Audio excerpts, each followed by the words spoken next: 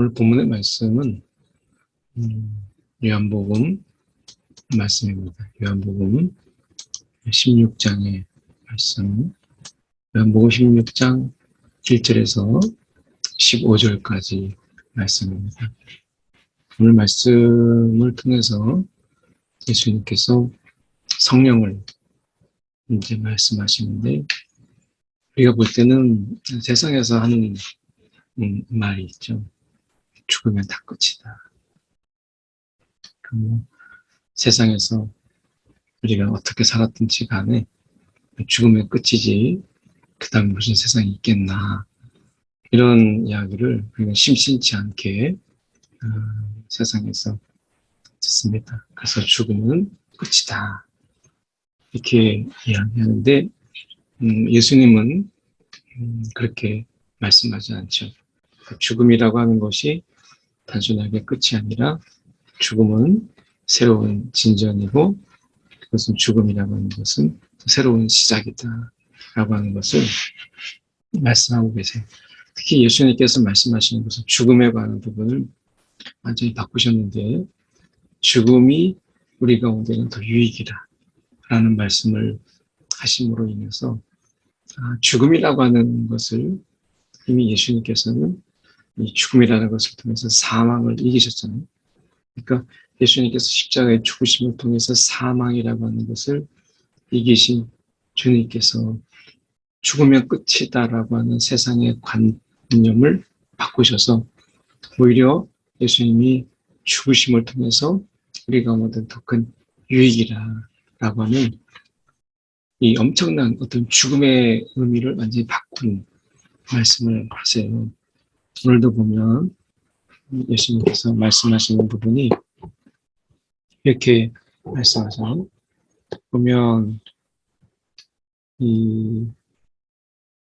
여기서 말씀하시는 부분이, 내가 떠나가는 것이 내가 너희에게 실상을 말하노니, 이렇게 말씀하시면서 내가 떠나가는 것이 너희에게 유익이라, 이런 말씀을 하십니다. 그래서 떠나간다라고 하는 것에 대해서 세상의 관점에서 본다면 이것은 십자가에 달리신 죽음을 이야기하는 것인데, 이 십자가의 죽음이 끝이 아니고 이것이 유익이라, 너희 가운데 유익이라는 말씀을 하시는데, 이 유익이라는 말씀 속에서 연결되는 것이 바로 부회사. 이 부회사가 말씀하시는 부분인데, 이 부회사가 우리가 알다시피 성령을 이야기하는 것이죠. 이 부회사라고 하는 것은 우리를 돕는 자 또는 카운셀러, 그래서 우리를 때로는 상담해주고 또 우리를 위로해주고 하는 어떤 카운셀러.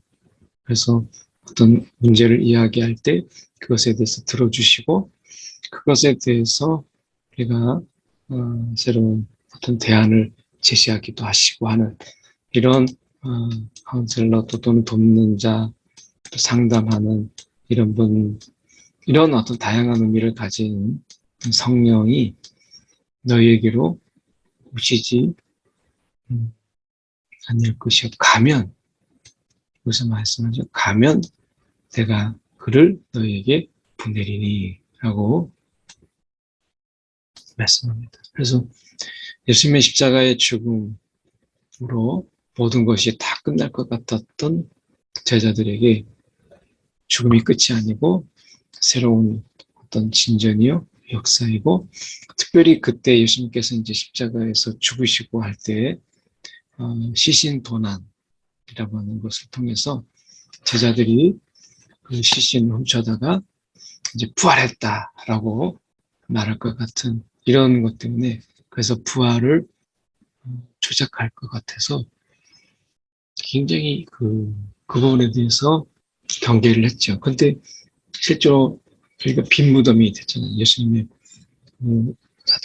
이제 죽으셨던 그 돌무덤이 이제 돌이 열리고 그리고 비어 있는 것을 통해서 이것은 제자들이 이제 자작설 해가지고 부활의 자작설이 있을 것이다 라고 해서 대대적인 이제 그 체포와 대대적인 그런 수사가 이제 어떻게 보면 미연을 담은 이제 미연의 그 부활을 실제로 부활되지 않도록 하기 위해서 시신 도난설이다 해가지고 시신을 훔쳤다라고 해서 우리가 부활이라고 하는 영화를 우리가 보신 분도 있겠지만 대대적으로 이제 지금으로 말하면 압수수색이죠. 압수수색이 막 있어서 시신을 찾는 이런 일들이 있었어요. 그래서 어떻게 보면 예수님께서 부활하신 것인데 이제 시신 도난설을 통해서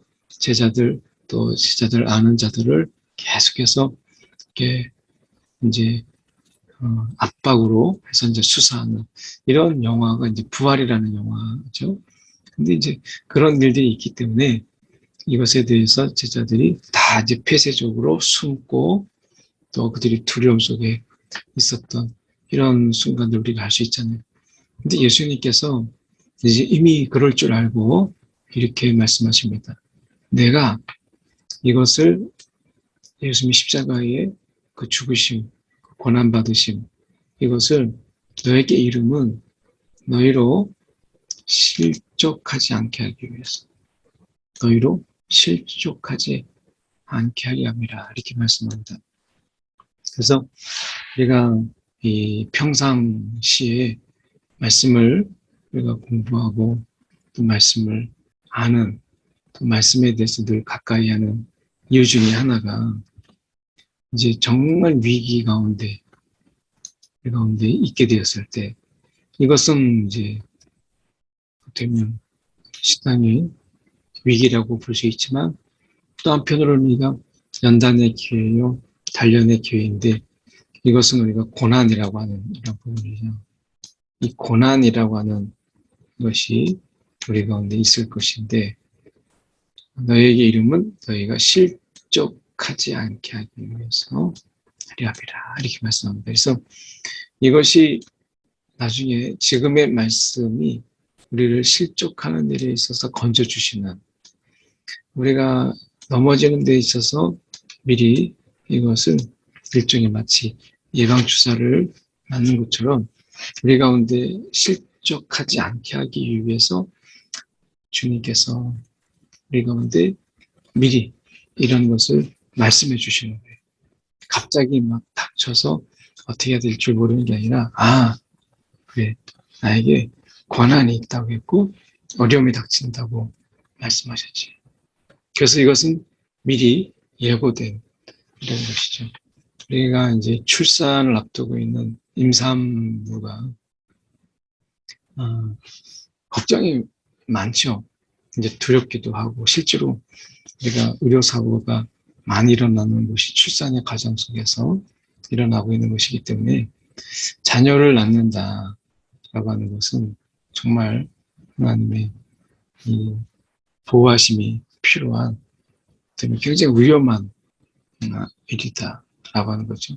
근데 우리가 보면 그것이 이제 아프고 중간에 고통이 있고 그리고 뭔가 이제 철분의 부족 속에서 있을지라도 이제 이것은 아는 병이다. 그러니까 이제 그런 얘기를 많이 하잖아요. 우리가 아는 병이다.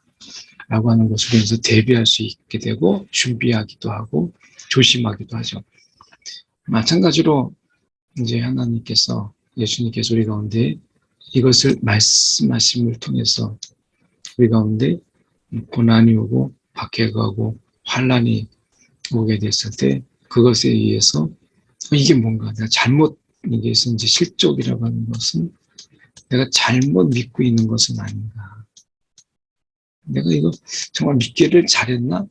라는 생각이 들 때에 이것을 실족하지 않게 하려고 미리 말씀을 하셨다라고 하는 것이죠. 그래서 우리가 성경 공부를 하고 특히 이 성경 공부 중에 고난에 관해서 우리가 이 말씀을 공부하고 또 신학적인 공부를 하는 이유는 지금도 마찬가지로 그런 상황이 정말 우리가 막 닿았을 때 그럴 때 우리가 실족하지 않도록.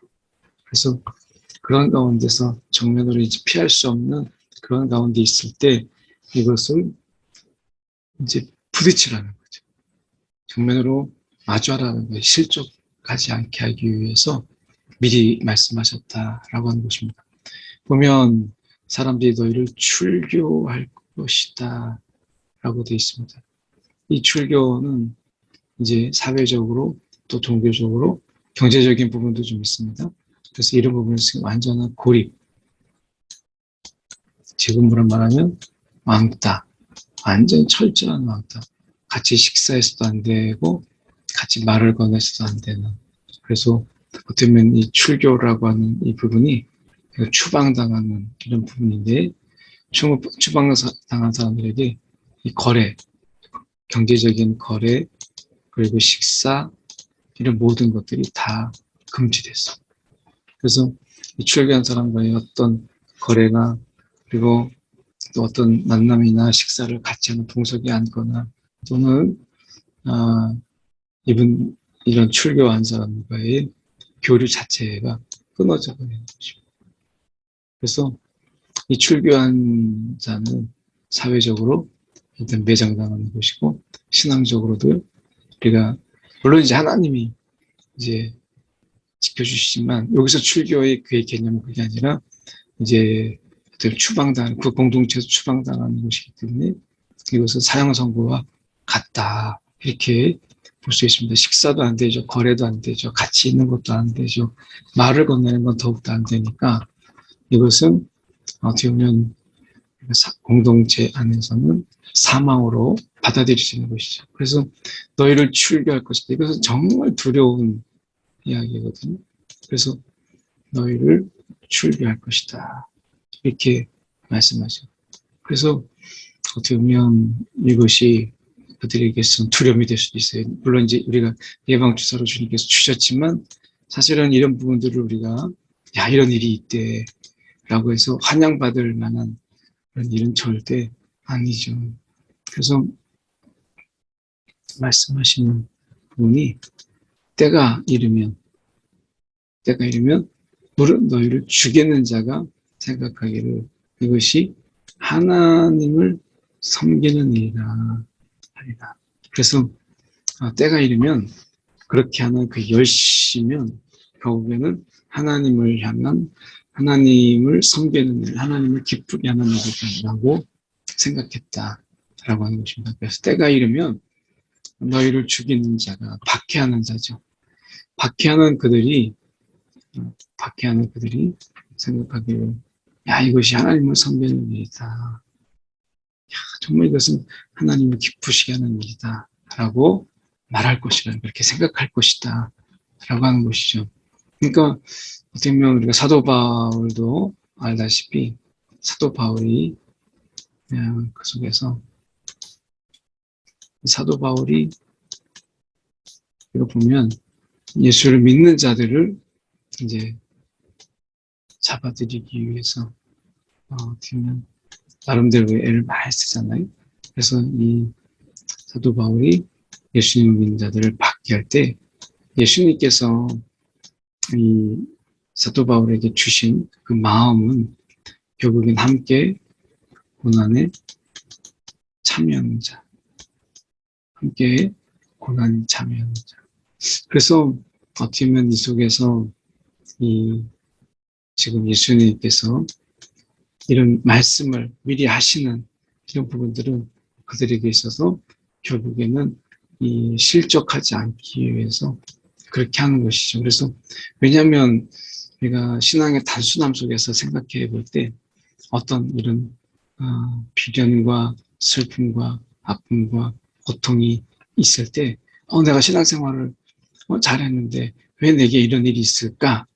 라고 하는 이런 부분들 속에서 우리는 결국에는 하나님이 정말 계신가? 라고 하는 부분 속에서 우리가 하나님을 의심하는 이런 부분들도 있게 돼요. 그래서 신앙 전체가 흔들리게 되는 이런 부분이죠. 그래서 너에게 지금 말씀하시는 게 내가 너희에게 이 말을 한 것은 너희로 하여금 그때를 당하면, 너희로 하여금 그때를 당하면, 뭐, 신앙을 잘 끝까지 지켜야 되겠지만, 그때 너희가 그때를 당하면, 내가 너희에게 말한 이것을 기억나게 하리라. 기억나게 함이라. 이렇게 말씀합니다. 그래서 이것을 기억나게 하려 함이라. 라고 말씀하고 있는 것이죠. 그래서, 그러면 왜 처음부터 이런 일을, 이런 어떤 제자의 어떤 맡은 일들, 그리고 보면 처음부터 이 말을 하지 않는 것은 너희와 함께 있었습니다. 라고 하는 부분이죠. 그래서 주님과 함께 있었다면 이런 부분 속에서 주님께서 막아주시고 주님께서 그것에 대해서 깨닫게 하시고 하는데 이제 주님이 십자가에서 죽으시고 이제 그런 일들 가운데서 그들 쪽에서는 멘붕 이런 게 있었거든요. 그래서 처음부터 이 말을 하지 아니한 것은 내가 너희와 함께 있었습니다. 함께하는 일들 속에서는 그런 일이 절대 있을 수가 없고 일어나지 않았죠. 근데 지금 내가 나를 보내신 이에게로 가는데 그 중에 나더러 어디로 가는지 묻는 자가 없다라고 말씀하는데 여기서 볼 때 그만큼 다 도망갔다는 거죠. 묻는 자가 없다. 나더러 지금 가는데 너희 중에 나더러 이리로 가는지 어쩌면 이제 이 부분 속에서 생각해 볼 수 있는 것이 이 주님께서 우리 가운데 성령을 보내시는 성령이 보혜사로 우리 가운데 분명히 오시죠. 계시죠. 근데 중요한 것은 우리가 그 부분에 대해서 말씀하고 있는 부분이 결국에는 왜 유익이라고 말씀하셨느냐라고 했을 때 여기서 말씀하고 있는 것처럼 너에게로 오시지 아니할 것이요. 만약에 가면 이제 십자가에서 죽으시면 그를 너에게로 보내리라 라고 말씀하고 있어요. 그러니까 여기서 중요한 것은 이 보혜사가 말씀하고 있는 이런 부분 속에서 우리가 생각해야 될 부분은 바로 이런 거죠. 보혜사가 너에게로 오시지 아니할 것이요. 어떤 게 없으면 십자가가 없으면 우리가 말씀하고 있는 것이 너에게로 오시지 아니할 것이요. 보혜사가 가면 그를 너에게로 보내리니 성령이 우리 가운데 임하심으로 인해서 우리가 이 예수님의 가르침을 기억하고 또 예수님이 저 어떤 부분 속에서 우리 마음에 깊이 새겨주지 못했던 이런 부분들을 성령이 하시는 것이죠. 그래서 떠나가는 것이 유익이라 라고 하는 이 부분은 다시 말씀을 드려봐도 이 부분에서 생각하는 것은 떠나간다. 떠나가는데 너에게 유익이라 라고 하는 이런 역설. 이건 정말 역설이죠. 그래서 이런 역설을 통해서 예수님께서 우리 가운데 이런 어떤 친밀함 이런 것을 드러내시는데 내가 떠나가는 것이 너에게는 유익이라. 떠나가는 것이 유익이라. 이렇게 이제 말씀하고 있는 이 부분을 우리가 좀 기억할 필요가 있겠죠. 떠나가는 것이 너에게 유익이라. 그래서 이제 성령이 보혜사가 우리 가운데 오시게 되시는데 너에게로 오시지 아니할 것이요. 어떻게 되면 예수님이 십자가에서 떠나가지 않는 떠나감으로 인해서 새로운 것을 맞이하는 이런 부분을 볼 수 있죠. 그래서 그가 와서 죄에 대하여 또 의에 대하여 심판에 대하여 내가 세상을 책망하시리라. 죄라고 하는 것은 우리가 나를 믿지 아니하면 이렇게 되어 있습니다. 그러니까 진짜 우리 가운데 죄가 있는 것이 무엇이냐라고 했을 때 그가 나를 믿지 아니함이로 이렇게 할 수 있습니다. 믿음에 관한 부분, 이 죄, 정말 우리가 죄라고 하는 이 부분을 우리가 많이 강조할 필요 있죠. 죄가 무엇이냐라고 그런 부분들 속에서는 하말티아라고 해서 제가 관역에서 벗어났다 시작해가지고 다양한 죄에 대한 이야기들을 하잖아요. 근데 내가 이 죄라고 하는 것은 그리고 이제 하말티아라고 해서 일종의 관역에서 이제 벗어나다라는 의미가 있죠. 그래서 이것은 관역에서 벗어나다라고 하는 의미를 이제 가지고 있는데 그것은 나중에 이제 어떻게 관역이 처음에는 좀 잘못된 듯하지만 나중에 이렇게 이제 우리가 맞춰서 보다 보면 이것을 보면 결국에는 이 죄라고 하는 것의 궁극적인 부분은 결국에는 내가 주님의 뜻을 벗어나서 주님의 우리가 그 뜻하신 바를 벗어나서 의도적으로 나의 뜻에 내가 하고 싶은 일에 맞추는 것, 일부러 벗어나게 하는 의도성이 있는 이것이 죄라는 것이 하나님의 뜻에서 벗어나서 내 뜻을 추구하기 위해서는 결국 하나님의 뜻을 따를 수 없기 때문에 그래서 내 뜻과 하나님의 뜻이 충돌하게 될 때 결국엔 하나님의 뜻에 내가 내 마음을 맞춰야 되는데 그렇지 않는 것 이것을 이제 죄라고 하는 것이죠. 그래서 우리가 이 죄에 대해서 하말티아 이렇게도 우리가 이야기하기도 하고 결국에는 내가 죄에서 진짜 죄의 부분을 여기서 이야기하죠. 믿지 않는 나를 믿지 않는 예수를 믿지 않는 것은 죄다 이렇게 이야기하잖아요. 그래서 죄의 개념을 분명히 선명하게 말씀하셨어요. 죄는 우리가 예수 그리스도를 믿지 않는 예수가 그리스도이심을 믿지 않는 것이다 라고 했어요.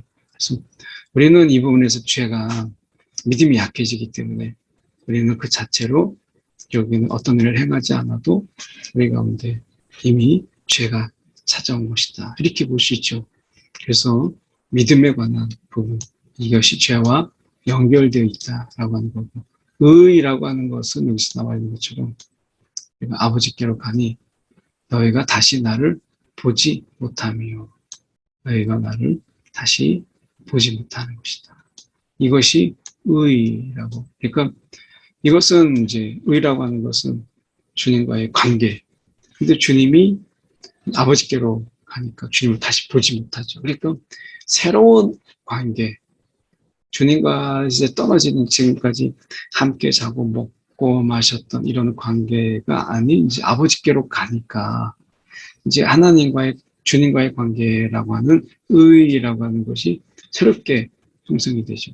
영으로 만나게 되고 그리고 우리는 기도 가운데 또 우리가 예배 드리는 가운데 그래서 의에 대하라고 하는 것은 주님과의 새로운 관계에 대해서 성령이 우리에게 그분을 이제 보이지 않는 그분 이제 올라가신 승천하신 그분과 어떤 관계가 끊어지는 것이 아니라 이 관계의 연속성을 계속해서 우리 가운데 알려주시는 이것이 이제 의라고 하는 것이라니 심판에 대하여라는 우리가 이 세상에서 임금이 심판을 받았습니다. 그래서 세상 임금, 세상의 권력, 또 사단이 이미 주님의 심판을 받았다.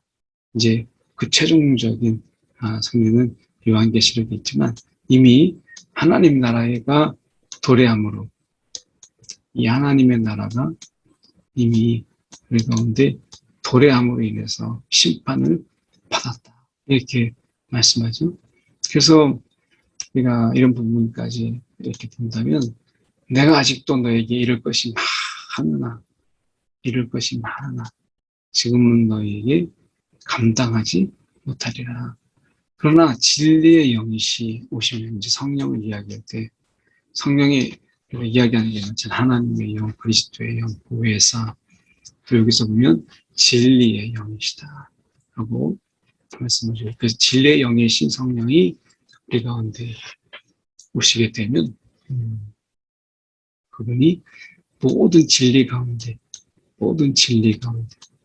인도하시다 라고 말씀합니다. 그것이 무슨 일이든 모든 일을 내 가운데 진리 가운데 이것이 진리라고 하는 이런 부분 속에서 우리 가운데 이것이 찾아오는 그래서 이 진리의 영이라고 하는 것을 통해서 우리는 진리를 깨닫게 하시고 또 진리를 기억나게 하시는 것을 보게 되게 돼서 말씀에 벗어나고 말씀에 실족하지 않도록 이것이 이제 되면 예수님의 십자가의 죽으심을 미리 말씀하고 있는 이 부분도 엄격하게 얘기하면 하나님의 이런 말씀을 빼지 않고 우리 가운데 하나님께서 그대로 말씀하게 하시는 것을 보잖아요. 그래서 진리 가운데 인도하시니 그가 스스로 말하지 않고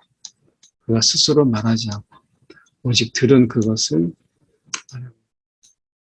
이렇게 말씀하죠. 장래를 너에게 알게 하시니 라고 말씀하는 것입니다. 그래서 우리가 생각할 때 이 성령이라고 하는 이 부분이 우리 가운데 무슨 일을 하실까라고 하는 부분 속에서 결국 우리를 진리로 인도하시고 때로 우리가 때때로 여기서 보면 들은 것을 말하고 장래를 너에게 알게 하시리라 이렇게 말씀하고 있어요. 그러니까 성령이 우리 가운데 있게 될 때 들은 것,